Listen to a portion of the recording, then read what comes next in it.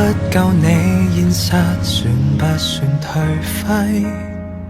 我問我想法太浪漫，會否吃虧？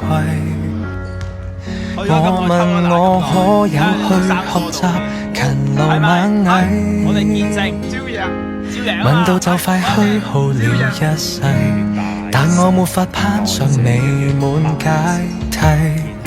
要習慣被金剛圈牢牢控制，訓練到沒有思考，適應這時勢，努力交學費，無奈也被淘汰，教我怎麼上樓梯。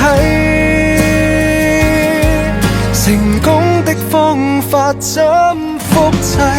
懷疑青春一早瓦解，懷疑青春似個病態。